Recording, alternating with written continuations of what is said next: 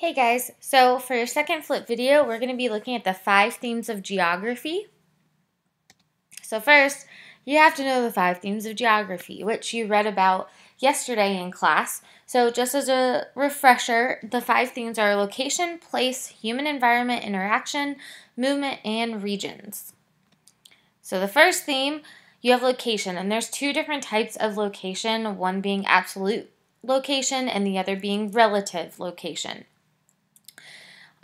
So with absolute location, that's when you're going to give it an exact point and you're going to know exactly where something is on a map. Relative location, you're going to give kind of like a general description.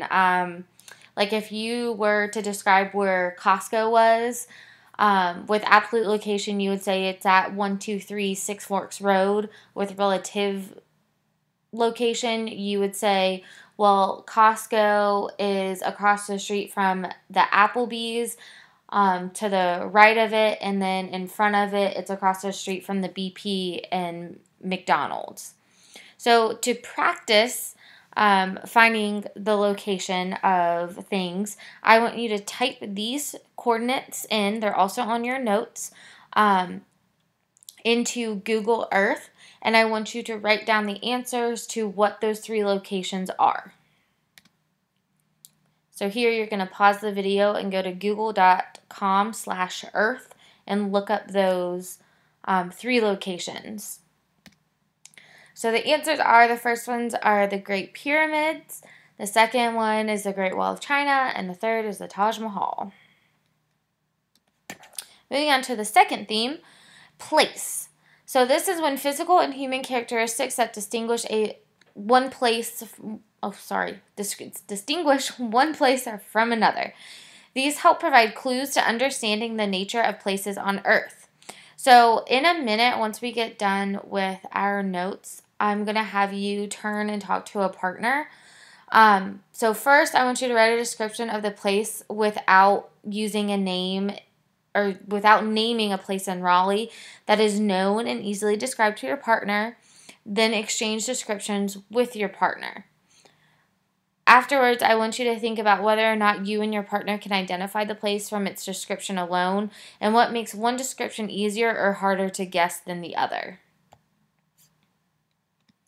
The third theme is human environment interaction. So you'll also see this like shortened to be HEI, just because human environment interaction can take a little while to write down and say. So HEI looks at the positive and negative effects that occur when people interact with their surroundings.